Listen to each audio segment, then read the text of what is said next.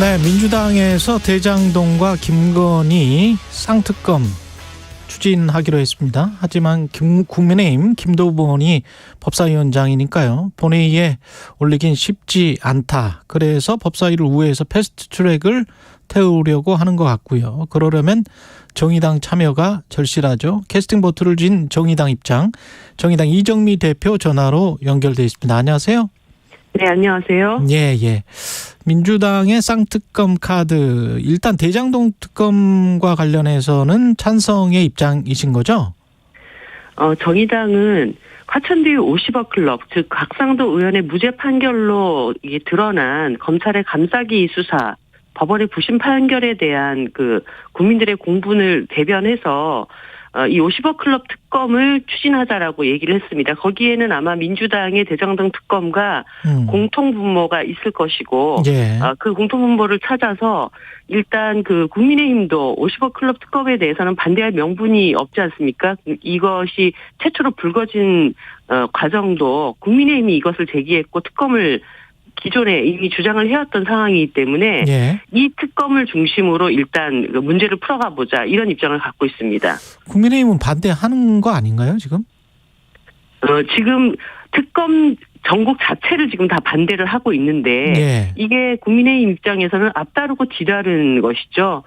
이게 21년도에 국민의힘 국회의원에 의해서 50억 클럽 의혹이 제기가 됐고 그 당시 이준석 대표가 이거 특검 필요하다 그러면서 도보투쟁까지 하겠다 이렇게 했던 사안입니다. 그런데 지금 그 윤석열 정부가 들어섰다고 해가지고 당시에 그 국민의힘이 했던 얘기를 없던 얘기로 만드는 것은 있을 수가 없는 것이고요. 예. 국민들의 이 공분이 곽상도 의원 50억 퇴직금과 관련돼서 공분이 굉장히 거세기 때문에 정의당이 내놓은 이 안에 대해서 반대할 명분도 이유도 없을 것이라고 생각하고 저희들은 여야 그 양당에 대해서 이 부분에 대해서 충분히 설득을 해나가도록 하겠습니다. 근데 특검 범위를 50억 클럽으로 한정하는 이유는 뭘까요? 대장동 전반을 봤을 때 부산저축은행 불법 대출의 봐주기 수사 의혹부터 해가지고 쭉 이렇게 올 수 있다. 대장동 개발 과정 전반으로. 이게 이제 아마 민주당의 주장인 것 같은데요. 이 수사 범위를 대장동 전반으로 한정 없이 다 넓혀놓고 나면은 예. 사실 국회 합의 자체가 불가능합니다. 그래서 지금 곽상도 의원 판결 중심으로 국민들의 의혹을 해소하는 것에 일단 국회가 집중해 나가면서 예. 수사 과정에 거기에 박영수 특검도 수사 대상으로 들어가 있지 않습니까? 그렇죠. 예. 예, 그 수사 과정에 더 밝혀야 될 의혹이 있다고 한다면 예. 국민의힘은 그 관련성 없다라고 하면 그것을 입증하면 되는 것이고 관련성이 드러나면 또 수사를 해야 되는 것이고 이렇게 봐야 되는 문제죠. 그렇군요. 그 범위는 확대가 될 수도 있겠습니다. 수사 과정에 따라서. 네, 일단 특검은 국회 내에 합의가 될 수 있는 범위 안에서 그리고 국민들이 지금 당장 해결하라고 하는 의혹 중심으로 예. 그렇게 특검을 추진하겠다는 것입니다. 이게 무슨 어떤 조건 같은 게 혹시 있나요? 이재명 대표가 대표직을 내려놓는다면은 대장동 개발 과정 전반을 들여다보는 특검을 하자 이런. 정의당은 그런 문제와 연관시켜서 보고 있지 않고요. 바터나 이런 게 아니고 시대전환 조정훈 의원이 주장하는 거는 아마 그런 것 같은데요. 네. 그게 제가 볼 때는 이제 패스트트랙 본회의에서 바로 이 특검을 추진한다라고 하면 그런 전제가 필요하다라고 조정훈 의원께서 말씀을 하셨던 것 같은데 조정훈 의원께도 이것은 지금 국회 안에서 모든 당이 공통되게 얘기하고 있는 의혹이기 때문에 그런 조건과 상관없이 국회 안에서 합의된 어떤 특검안을 처리하자라고 저희들이 설득할 예정입니다. 특검 후보자는 국민의힘이나 민주당은 추천을 하면 안 된다는 게 지금 정의당의 주장입니까? 네, 그렇습니다. 그러니까 이게 이제 상설특검법에 의한 특검 처리가 아니라 이제 일반 특검법을 저희들이 발의를 하는 것입니다. 그런데 예를 들어 일반 특검법, 상설특검법에는 여야 2인씩 추천하게 되어 있는데 그러면 또다시 이 화천대유와 관련돼서 양당이 이해관계자들이 다 연루가 돼 있지 않습니까?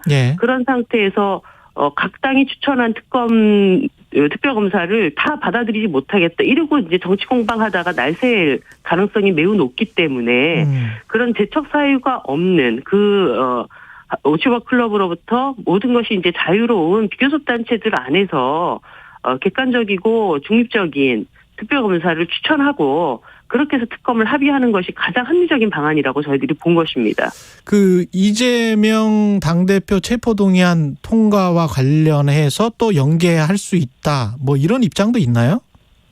정의당 안에서는 그런 입장을 공식적으로 낸 바는 없습니다. 그리고 그 체포동의안이 아직 국회로 오지도 않았고 영장실질심사가 이루어질지 아닐지도 지금은 모르는 상황입니다. 그런 상황을 지금 바로 이 현실 국면 안에 있는 특검법 처리 문제랑 연계시킬 수 있는 그런 어떤 선후관계가 될 수가 없는 것이죠. 언론이 굉장히 많이 앞서 나간 거군요. 이런 말들은. 어저께 그것 때문에 정의당이 곤욕을 많이 치렀습니다. 그렇군요. 그런 논의가 보도가 좀 잘못 그렇게 나간 바람에 근데 어쨌든 이 두 가지 사안은 별개의 사안이고 특검은 지금 우리가 당장 추진해 나가야 될 그런 사안으로 저희들이 다루고 있다는 점을 말씀드립니다. 정의당 입장은 50억 클럽과 관련해서는 거의 모든 당이 일치할 수밖에 없기 때문에 최대의 공약수를 뽑아서 그렇습니다. 그렇게 해서 특검을 추진하는 게 낫겠다. 김건희 여사 주가 조작 의혹 특검과 관련해서는 좀 신중하자는 입장인가요?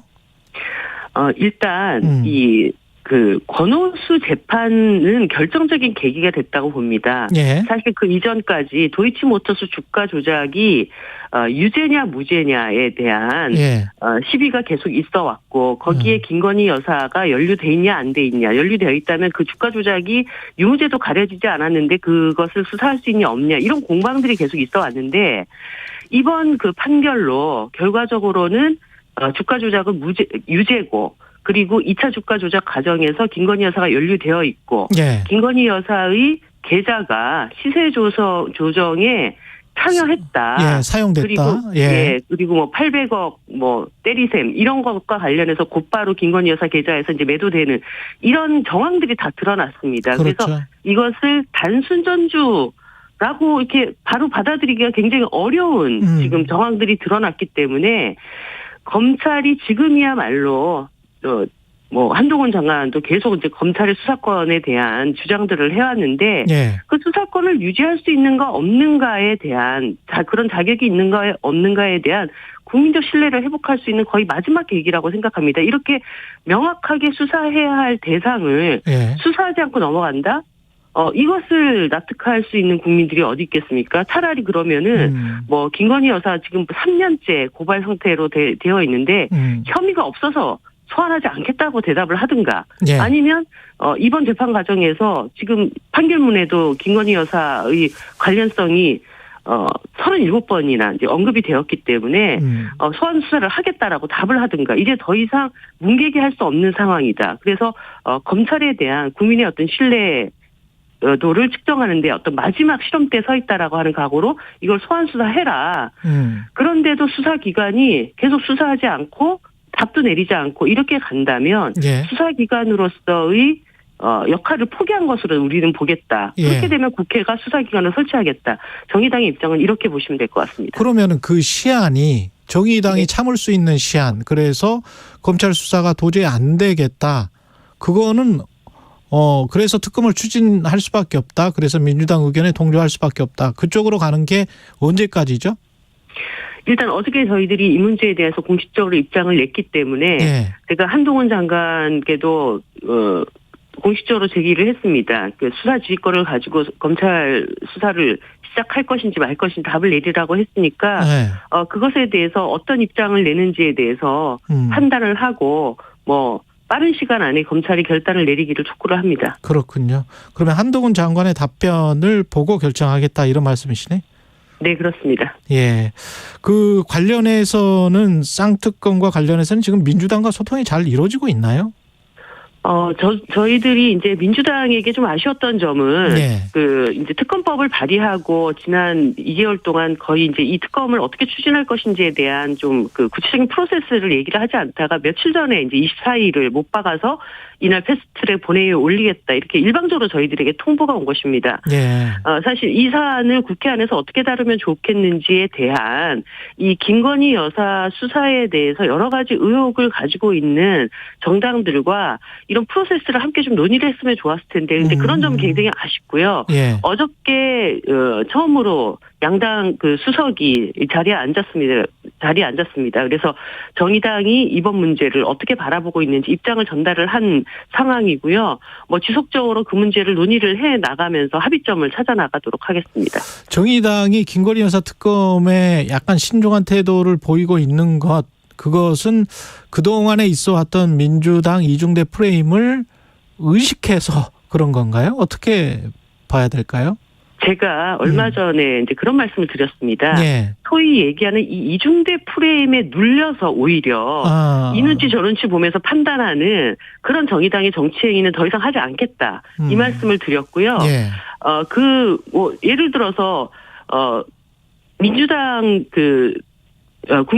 지금 특검을 이제 반대를 한다 그러면은 뭐 국민의힘 이중되고 특검을 찬성한다 그러면은 민주당 이중되고 이런 식의 어떤 그 양당 구도의 논리 양당 구도의 안에서 프레임. 예. 이 논리 안에서 정의당의 판단은 없습니다. 그리고 지금은 검찰의 수사권에 대해서 지금이야말로 가장 세게 압박을 해야 될 때이고 검찰도 하나의 권력기관으로서 국민의 신뢰를 회복할 수 있는 어떤 행위를 취하라. 이런 목소리를 높이는 것이 굉장히 중요한 때라고 생각을 합니다. 그 모든 기준점이 권오수 재판으로 인해서 더 이상 사람들이 이것을 묵과할 수 없는 상황이 되어 있기 때문에 예. 그런 판단의 기준에서 우리들이 이런 요구를 한 것이지 뭐 그런 프레임 논리를 탈피하자고 어느 쪽 편을 들어야 될 것인가 이런 눈치를 보려면은 그런 건 제3당의 예. 뭐 역할이 왜 필요하겠습니까? 예, 개별적인 사안들에 관해서 개별적으로 정의당은 정의롭게 판단하고 있다 이런 말씀이시네. 예. 그렇습니다. 혹시 노란봉투법과 관련해서 뭐 그런 이제 추측도 하잖아요. 그 어떤 바터를 할 그런 생각인 거 아닌가 뭐 이런 추측에 관해서는 어떻게 생각하세요? 저는 그런 논리 그리고 예. 뭐 민주당 일각에서 그런 말씀을 하시는 것은 정말 어불성설이라고 봅니다. 예. 노란봉투법은 정의당도 발의해서 적극적으로 추진하고 있지만 민주당에도 박주민 의원 20대 국회 때부터 그 노란봉투법을 발의했던 의원들이 여러 명이 계시고 예. 그리고 이재명 대표를 제가 만났을 때 민주당의 핵심적으로 처리해야 될 5대 법안 중에 하나가 노란봉투법이라고 얘기를 해왔습니다. 예. 그것은 민주당이 국민들한테 한 약속이니 그것대로 또 노란봉투법은 한노위 안에서 제대로 처리를 하면 될 일이지 그것을 뭐 빠타하고 말 그런 어떤 그 법안이 아니거든요. 그래서 노란봉투법은 민주당의 애초에 어떤 그 의지대로 정의당과 함께 이것을 처리해 나가는 그런 절차를 밟으면 되는 문제다 이렇게 봅니다. 아까 다 개별적인 문제라고 말씀하시고 이재명 대표도 언급하셨는데 이재명 대표가 과거에 지방선거를 앞두고 한 이야기 중에서 이런 게 있어요. 그 불체포 특권이랄지 면책 특권 이런 것들은 국회의원한테 너무 많이 주는 거기 때문에 이거는 좀 폐지하는 게 낫다. 없애는 게 낫다. 100% 동의한다. 이런 이야기를 한 적이 있는데 이정미 대표도 비슷한 생각이신가요? 정의당의 일관된 당론입니다. 그리고 예. 이재명 대표께서도 이게 잘 아실 겁니다. 또 변호사 출신이시기도 하고 영장실질심사를 다루기 위해서 체포동의안이 가는 것은 국회 안에서 이 사람의 범죄 여부에 대해서 범죄자다 아니다라는 것을 가리라는 것이 아니라 예. 그 영장실질심사를 받을 수 있도록 재판부에 나와서 이것에 대해서 판단을 받으라는 그 절차를 얘기하는 것이거든요. 예. 근데 그런 점에서 그것을 일반 시민들이 다 밟아 나가는 그 절차를 국회의원이라고 해서 회피할 수 없고 또 그 불체포 특권을 계속 유지하기 위해서 1년 내내 365일 계속 국회를 가동할 수도 없는 일 아닙니까? 예. 그러니까 그런 점에서 이재명 대표가 하신 말씀 그대로 정치인의 어떤 국민들과의 약속에 대한 일관성을 저는 보이실 거라고 생각합니다. 만약에 가정을 해서 구속영장이 청구되고 그런 상황이 온다면 이재명 대표가 구속영장 실질심사를 그냥 차라리 받아버리는 게 이재명 대표에게도 낫다 이런 생각이신가요? 그렇습니다. 민주당에게도 이재명 대표에게도 이제까지 지금 검찰이 계속적인 소환 수사를 해왔지 않습니까? 예. 저는 검찰이 제1야당 대표에 대한 어떤 예우 차원에서 수사를 한 번에 묶어가지고 이렇게 하는 것이 좋겠다라는 판단이 있었지만 그렇게 또 부를 때마다 계속 가셨던 것처럼 영장실질 심사도 내가 가서 법원에 당당하게 받겠다 이렇게 하는 것이 이재명 대표에게도 더 좋은 스탠스라고 생각합니다. 예. 정의당은 지금 재창당 작업 수준으로 가겠다라고 한 이야기를 굉장히 오래 했는데 재창당이 잘 되고 있습니까? 당에 예. 프로세스라는 것이 있습니다. 예. 재창당이라는 것이 어느 날 하루 외투 하나 바꿔 입는다고 다른 당이 되는 것은 아니지 않습니까? 예. 정의당이 오랫동안 골마왔던 문제는 무엇인지를 또 살펴야 되고 예. 그 내부에 골마 있는 상처를 좀 드러내는 이런 어떤 대수술의 과정들이 필요하기 때문에 그 과정들을 차분히 밟아 나가고 저희가 지금 지난주 토요일 날 재창당 추진위원회가 발족을 했고 제가 내일부터 또 전국 순회를 시작을 합니다. 그런 과정에서 당원들의 의견, 지지자들의 의견을 수렴하여서 재창당 추진위원회의 의견을 정립해서 6, 7월 동안에 이제 그 정립된 안을 가지고 또 다시 당원들의 의견을 묻고 그래서 9월 전당대회를 통해서 재창당의 어떤 발표를 하겠다 이런 프로세스를 갖고 진행을 하고 있습니다. 예, 그거는 좀 나중에 그럼 여쭤봐도 될 것 같고요. 지금 당장의 그 민생 현안과 관련해서 대책 내놓은 게 대중교통 요금의 부담을 좀 줄이는 방안으로 3만 원 프리패스 이거는 네. 어떤 거고 예산은 얼마나 들까요? 지금 코로나19, 에너지 위기, 고유가 이런 것으로 인해서 전 세계가 굉장히 힘든 상황입니다. 네. 그런 상황에서 독일에서는 49유로로 대중교통 정기권을 발행하는 이런 일들을 진행하고 있고 예, 했었죠. 스페인이나 영국에서도 이것을 이제 도입을 지금 준비 중에 있는 것으로 알고 있습니다. 예. 사실 이제 지금 공공요금이 부지기수로 다 오르고 있는데 특히 대중교통은 물가가 올라도 서민들이 이용을 줄일 수가 없는 영역입니다. 그렇기 때문에 대표적인 공공재라고 할 수가 있죠. 근데 이것을 시장의 논리로 그대로 적용시키게 된다면 서민들의 가계 부담에 고스란히 그것이 전가되는 이런 상황이 됩니다. 그래서 대중교통만큼은 공공성을 강화해서 서민들의 삶의 질을 보장하고 또 한편에서는 대중교통 이용 유도를 통해서 지금 심각한 기후위기 시대에 온실가스 배출량을 줄일 수 있는 일석이조의 효과를 우리가 가져오자라는 뜻이고요. 예. 이것이 이제 예산과 관련해서는 지난 예산 국회 때 엄청난 부자 감세가 또 이루어지지 않았습니까? 이 어려운 시기에는 고통을 분담하는 방식이 돼야 되는데 재벌 부자들 세금을 깎아주고 공공요금 인상으로 서민들에게 고통을 전가하는 이런 방식은 지양해야 된다. 그래서 지난 부자 감세의 절반만 다시 회복하게 된다면 3만 원 정기 이용권 충분히 가능하다. 저희들이 그렇게 예산 추계하고 있습니다. 그리고 마지막으로 국민의힘 전당대회 상황 대통령이 상당히 개입을 하고 있다. 이런 게 이제 언론의 분석인데 어떻게 보십니까, 정의당은? 지금 전당대회를 보고 있으면 네. 선출 절차를 왜 밟는지 잘 모르겠습니다. 예를 들어서 국민의힘 당헌을 네. 그냥 차라리 당대표는 대통령이 임명한다. 이렇게 해야 되는 수준까지 와 있지 않나. 네. 그런 생각이 들고 이 상권 분립, 민주주의 기초를 상당히 흔드는 심각한 상황이라고 보고 있습니다. 알겠습니다. 여기까지 듣겠습니다. 지금까지 정의당 이정미 대표였습니다. 고맙습니다. 네, 감사합니다. 여러분은 지금 KBS 1라디오